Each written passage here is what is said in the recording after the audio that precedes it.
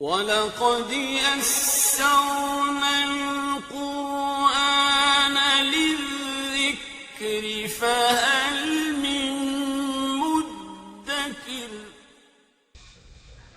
الحمدللہ وَكَفَى وَسَلَامٌ عَلَى عِبَادِهِ الَّذِينَ اصْطَفَى أَمَّا بَعْدُ فَأَعُوذُ بِاللَّهِ مِنَ الشَّيْطَانِ الرَّجِيمِ بسم اللہ الرحمن الرحیم وَقَالُوا إِن نَّتَّبِعِ الْهُدَى مَا كَنُتَخَطَّفْ مِنْ أَرْضِنَا أَوَلَمْ نُمَكِّنْ لَهُمْ حَرَمًا آمِنًا يُجْبَى إِلَيْهِ ثَمَرَاتُ كُلِّ شَيْءٍ رِزْقًا مِنْ لَدُنَّا وَلَكِنَّ أَكْثَرَهُمْ لَا يَعْلَمُونَ۔ اور یہ لوگ کہتے ہیں اگر ہم آپ کے ساتھ ہو کر ہدایت پر چلنے لگے تو فی الفور اپنے مقام سے مار کر نکال دیے جائیں گے۔ کیا ہم نے ان کو امن و امان والے حرم میں جگہ نہیں دی جہاں ہر قسم کے پھل کھینچے چلے آتے ہیں جو ہمارے پاس سے کھانے کو ملتے ہیں، لیکن ان میں اکثر لوگ نہیں جانتے۔ وَكَمْ أَهْلَكْنَا مِنْ قَرْيَةٍ بَطِرَتْ مَعِيشَتَهَا فَتِلْكَ مَسَاكِنُهُمْ لَمْ تُسْكَنْ مِنْ بَعْدِهِمْ إِلَّا قَلِيلًا وَكُنَّا نَحْنُ الْوَارِثِينَ۔ اور ہم بہت ہی ایسی بستیاں ہلاک کر چکے ہیں جو اپنے سامان عیش پر نازان تھے، سو دیکھ لو یہ ان کے گھر ہیں کہ ان کے بعد آباد ہی نہ ہوئے مگر تھوڑی دیر کے لیے، اور آخر کار ان کے سب سامانوں کے ہم ہی مالک رہے۔ سبحان ربک رب العزت عما یصفون وسلام علی المرسلین والحمد للہ رب العالمین۔ اللہم صلی علی سیدنا محمد وعلی آلہ وصحبہ وسلم۔ پارہ 20واں سورۃ القصص کی آیات مبارک 57 اور 58 کی تلاوت کی گئی ہے اور ساتھ ترجمہ بھی کیا گیا ہے۔ گزشتہ دروس میں کفار کے ایمان لڑانے کا، کفار کے ایمان نہ لانے کا ذکر ہوتا چلا آ رہا ہے۔ انسان کو ہدایت سے روکنے والی کئی چیزیں ہیں کہ ان میں سے نقصان کا اندیشہ اور جان و مال کا خوف بھی ہے۔ ابتدائی اسلام کے زمانہ میں بھی بعض مشرکین کو اگرچہ اسلامی اصول کی حقانیت کسی قدر معلوم ہو گئی تھی، لیکن یہ خیال پیش نظر رہتا کہ مسلمان مٹھی بھر ہیں، ان کی تعداد کم ہے، ان میں اکثریت غریبوں کی ہے، ان کے پاس مال و جاہ نہیں، شان و شوکت نہیں، افرادی قوت نہیں، شہرت نہیں، دولت نہیں، حکومت نہیں، عزت نہیں۔ اگر ہم بھی مسلمان ہو گئے تو عرب کے لوگ ہمارے دشمن بن جائیں گے، چاروں طرف سے ہم پر چڑھ آئیں گے، ہمارے مال و اسباب لوٹ لیں گے، ہمارے گھر برباد ہو جائیں گے، ہمارا کاروبار تباہ ہو جائے گا، روزی کے ذرائع مفقود ہو جائیں گے۔ چنانچہ بعض مشرکین مکہ نے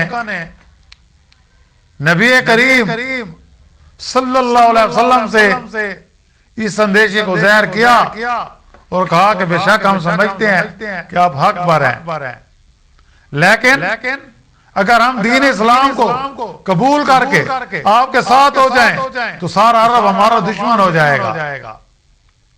ارد گرد کے تمام قبائل ہم پر چار دوڑیں گے اور سب مل کر ہمارا لقمہ کر لیں گے.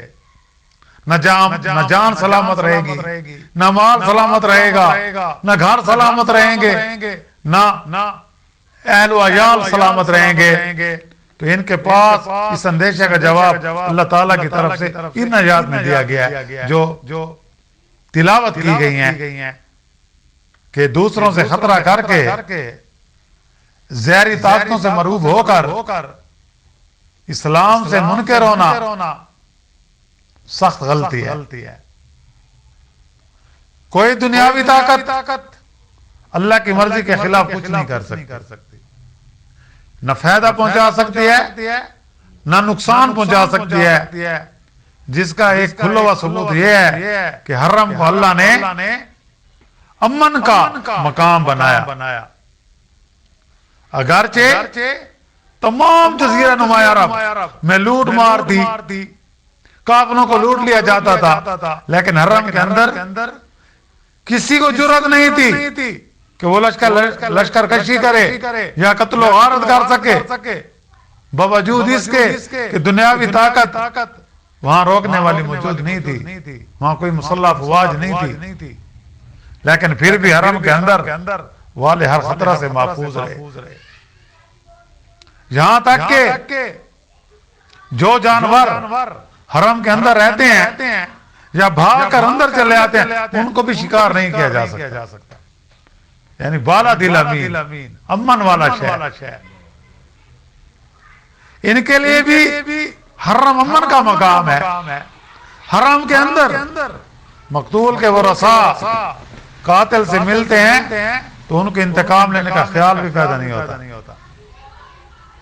تو یہ حرم کا ادبی معنی ہے. باوجود آپس کی سخت عداوتوں کے بیر والے چڑھائی کر کے تم کو مکہ سے نہیں نکال سکتے، ان کو جرأت ہی نہیں ہے. پھر قدرت کی کارسازی یہ بھی عجیب ہے کہ سرزمین مکہ ہر قسم کی پیداوار سے خالی ہے. پتھریلے پہاڑ ہیں، زمین زیادہ پہاڑی علاقہ ہے، پتھریلی زمین ہے، کہیں کہیں کھجوروں کے علاوہ غلہ اور میوہ یہاں پیدا ہی نہیں ہوتا، صرف کھجور ہے، انگور ہے. تو بظاہر ایسے مقام پر لوگوں کو بھوکا مر جانا چاہیے تھا، لیکن اللہ تعالیٰ نے ان کے رزق کا مکمل انتظام کر دیا. ہر اطراف سے ہر قسم کا غلہ اور پھل یہاں آتا ہے. یہ قدرت کی کارسازی ہے، مگر ناواقف نہیں سمجھتے، بے خبر نہیں سمجھتے. وہ تو صرف ظاہری اسباب پر نظر رکھتے ہیں، حقیقت کا ان کو علم نہیں. جس طرح آج ہمارا حال ہے. جس اللہ نے ایسی کارسازی کی وہ یہ نہیں کر سکتا کہ اگر یہ لوگ اسلام قبول کر لیں تو کافروں کے دست و بھروسے ان کے جان و مال آل و عیال محفوظ رہیں گے. پھر ان کے کفر و شرک کے باوجود تو انہیں امن اور پناہ دے رکھی ہے. ایمان اور تقوی اختیار کرنے پر کیا وہ ان کو پناہ نہیں دے گا؟ کیا جب وہ اللہ والے بن جائیں گے، جب وہ توحید پرست بن جائیں گے، جب وہ اہل ایمان بن جائیں گے، کیا اللہ ان کی حفاظت نہیں کرے گا؟ ہاں، ان کے ایمان کو پرکھنے کے لیے اگرچہ چند روز امتحان کے طور پر کوئی بات پیش ہے تو پھر گھبرانا نہیں ہے. ایمان کے ساتھ آزمائش ہے، ایمان کے ساتھ امتحان ہے کہ کون ثابت قدم رہتا ہے. چند روز امتحان کے طور پر کوئی بات پیش آئے تو اس لیے گھبرانا نہیں ہے. بالفرض اسلام اور ایمان کی بدولت گھر بار چھوڑنا بھی پڑے تو ان کے مقدر کا رزق ان کو ہر جگہ پہنچے گا. جو اللہ نے ان کا رزق لکھ دیا ہے انہیں ہر حال میں ملے گا، وہ کوئی نہیں روک سکتا، کیونکہ رزق کی ذمہ داری اللہ نے خود لی ہے. جو پتھر کے اندر کیڑے کے رزق کا بندوبست کرتا ہے تو اس کے لیے کیا مشکل ہے. پھر دوسرا جواب آگے ہے، عرب کی دشمنی سے کیا ڈرتے ہو؟ اللہ کے عذاب سے ڈرو. دیکھتے نہیں آپ سے پہلے کتنی قومیں گزر چکی ہیں جنہیں اپنے مالوں پر، اپنی دولت پر، اپنی خوش عیشی پر غرہ ہو گیا تھا، متکبر بن گئے تھے۔ جب انہوں نے تکبر اور سرکشی اختیار کی تو اللہ نے ان کو کس طرح تباہ و برباد کر ڈالا۔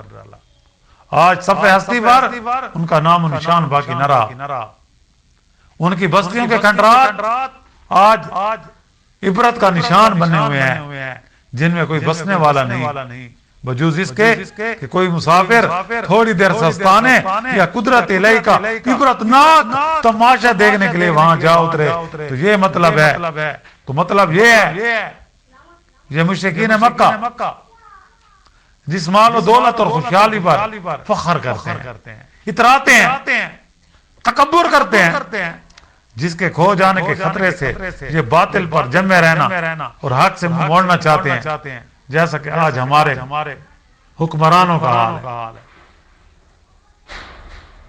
تو یہی چیز کبھی عاد و سمود، مدین اور قوم لوط کے لوگوں کو بھی حاصل تھی، مگر بوجود مرفع عالی اور خوش عیشی کے وہ کس طرح برباد کر دی گئی، اور ان کی بربادی کا اصل سبب ان کا غرور اور تکبر تھا، توحید کا انکار تھا، انبیاء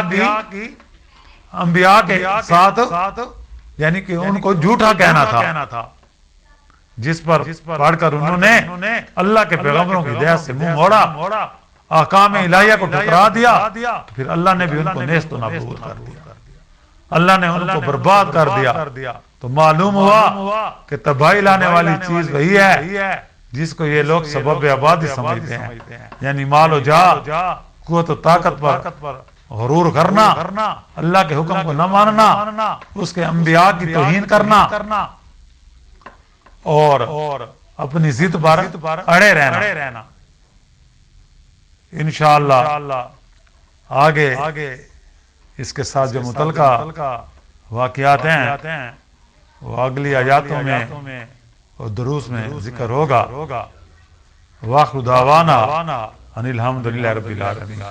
اللہم ربنا آتنا فی الدنیا حسنۃ وفی الآخرۃ حسنۃ وقنا عذاب النار وادخلنا الجنۃ مع الابرار یا عزیز یا غفار یا رب العالمین۔